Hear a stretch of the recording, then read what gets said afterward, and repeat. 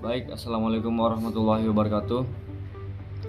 Perkenalkan, nama saya Safrudin, NIM 210301500053. Saya dari kelas PJKRF, mata kuliah perkembangan motorik. Pada video kali ini saya akan menjelaskan sedikit tentang perkembangan motorik pada bayi dan balita. Jadi perkembangan motorik bayi adalah salah satu aspek milestone yang perlu kalian ketahui dengan lebih jeli. Sebab keterampilan motorik akan digunakan anak setiap hari sepanjang hidupnya. Kemampuan motorik akan membantu anak untuk bergerak dan melakukan segalanya, mulai dari berjalan, berlari, menggenggam sendok, sampai menulis dan mengetik di keyboard. Pada akhirnya perkembangan motorik penting untuk tumbuh kembang anak secara keseluruhan. Berbekal keterampilan motorik anak juga akan belajar mengenai koordinasi tangan, mata, keseimbangan tubuh, kepercayaan diri, dan keyakinan atas kemampuan mereka sendiri. Perlu kita ketahui yakni memahami perkembangan motorik kasar pada bayi usia 8-12 bulan. Kemampuan motorik kasar adalah keterampilan yang melibatkan gerakan otot besar seperti lengan, tangan, kaki, serta dada.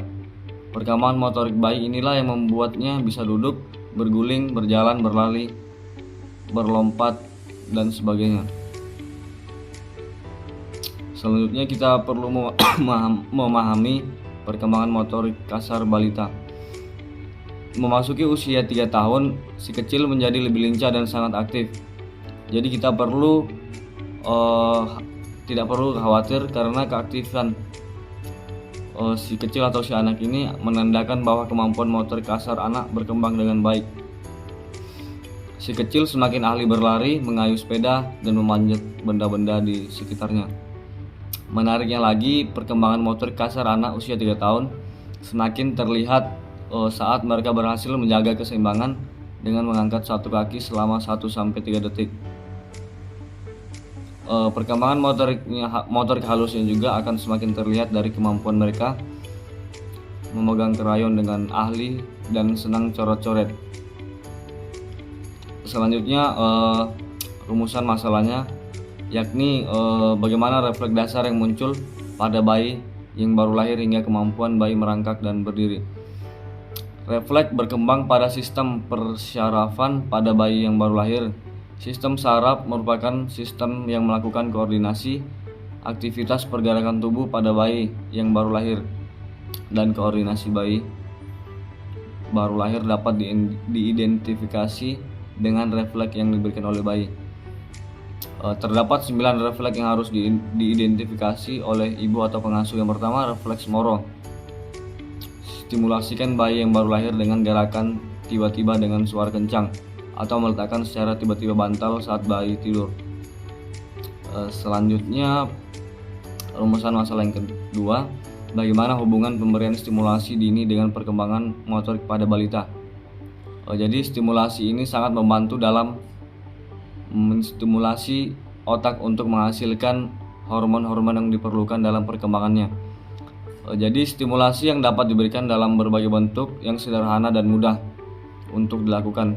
Stimulasi tersebut dapat berupa kehangatan atau cinta tulus yang diberikan orang tua.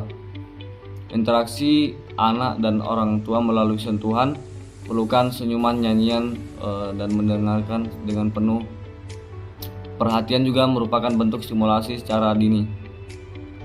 Selanjutnya, rumusan masalah yang ketiga, bagaimana balita yang bermain di luar rumah. Jadi perkembangan motorik merupakan salah satu faktor yang sangat penting untuk mengembangkan kemampuan motorik, yaitu orang tua yang memberikan dukungan untuk mengasah motorik anak dengan memberikan kesempatan pada anak untuk dapat bereksplorasi dengan lingkungan sekitar rumahnya. Jadi anak ini diberikan fasilitas atau sarana prasarana yang dapat mendorong anak untuk bergerak bebas, karena saat ini orang tua Sekali membiarkan anak bermain gadget tanpa dibatasi waktunya, hal itu menyebabkan anak akan menjadi duduk diam saja di rumah dan menonton video, sehingga akan berdampak pada kemampuan motorik anaknya mengalami keterlambatan. Selanjutnya, bagaimana hubungan pola asuh orang tua dengan perkembangan motorik halus anak balita? Jadi setiap anak adalah individu yang unik. Karena faktor bawaan dan pola asuh orang tua yang berbeda, maka pencapaian kemampuan anak juga berbeda. Maka sangat penting untuk memilih jenis pola asuh yang tepat agar perkembangan motorik halus anak prasekolah menjadi normal sesuai tahap perkembangan. Menurut pandangan para ahli psikologi dan sosiologi berkata lain. Pola asuh dalam pandangan Shinji De Gunarsa tahun 1991 sebagai gambaran yang dipakai orang tua untuk mengasuh, merawat, menjaga, mendidik anak. Jadi kesimpulannya adalah kemampuan motorik bukan suatu kemampuan yang berkembang begitu saja, melainkan melalui sebuah proses belajar dan latihan. Saat ideal untuk mempelajari keterampilan motorik anak adalah pada masa usia dini, di mana kondisi tubuh masih lentur dan anak belum memiliki keterampilan lain yang mungkin bertentangan dengan kemampuan motorik yang sedang dipelajari. Jadi perkembangan motorik mempunyai prinsip dalam perkembangannya, sehingga ada konsekuensi logis dan dari pengembangan keterampilan tersebut. Karena perkembangan motorik pada masa kanak-kanak memiliki kategori fungsi dan bahaya dalam perkembangannya yang dapat mengakibatkan kerugian fisik maupun psikologis. Jadi mungkin itulah sedikit yang saya dapat jelaskan mengenai materi tentang perkembangan motorik pada bayi dan balita. Kurang dan lebihnya mohon dimaafkan. Wassalamualaikum warahmatullahi wabarakatuh.